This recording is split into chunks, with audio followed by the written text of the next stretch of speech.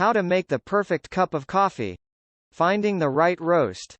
Fact. There really is no precise rule on when a roasted coffee is best consumed. But you can count on a fresh roast producing a quality result. What you'll want to do in the search for the right roast and roast age is ask questions of who's selling you the roast. Some coffees, many of them, actually, are ones you'll want to consume within 5 days of their roast date for optimal results. While many more are fairly consistent in quality for about a month after the roast date. But what flavors you extract are entirely dependent on how porous the beans become over time and how they react to water. And that's a giant question mark even the most talented barista can't erase. If you want to know if your beans are stale, though, pay attention to how it pours in the cup.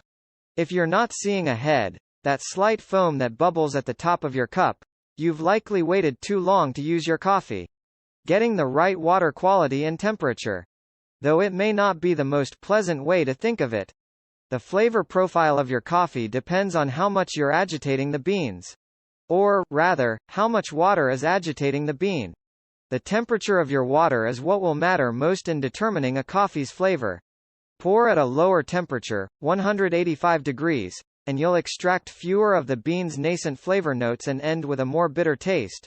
Pour at a higher temperature, 205 degrees. And you'll discover a coffee that's extracted more from the bean.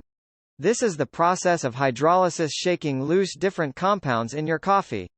Also important, as you might guess, is the quality of the water you're using. In short, the fewer the minerals in the water, the better. Because tap water quality varies from city to city, invest in a top-shelf filter like a Brita.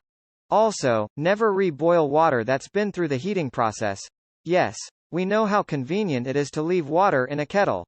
And wait about 30 seconds after heating your water to actually begin pouring over your coffee. And, if you really want to be a chemist about it, test your water to make sure it's in the range of pH 7. Get your grind on. Not all grinds are the same. There is no one-size-fits-all grind size for making a quality cup of coffee.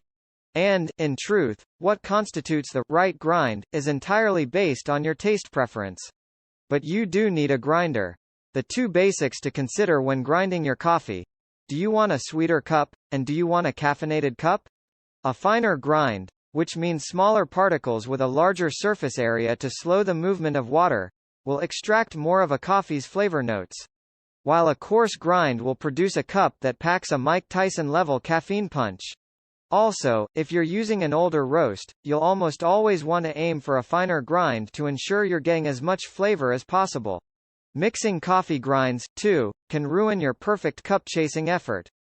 To avoid this, clean your grinder after every use, even if it's just a tap-tap to the machine to shake loose bean debris. It might not be obvious, but those leftover coffee grinds from last Sunday's brunch will make your fresh roast a lot more bitter. One last point of note for grinding. There is also no standard system for grind settings, as ideal as that might be, in a coffee utopia. A 4 on your machine might be a 12 on a different one. Womp womp. The impact of brew methods.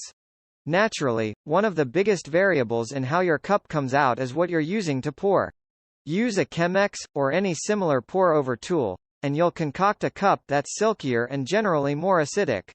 Or, brighter, if you've heard the term before. It's the preferred method for coffees that have citrus or floral notes. With a Chemex filter, coffee is less exposed to water and all around less bitter. By comparison, a French press, which no one can definitively say was invented in France, by the way, will produce an oilier, more full-bodied cup of coffee. Think. More velvet than silk.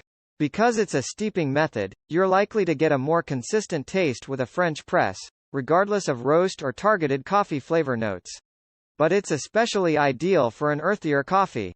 Percolators and batch brews, meanwhile, will offer a reasonably consistent result for your coffee.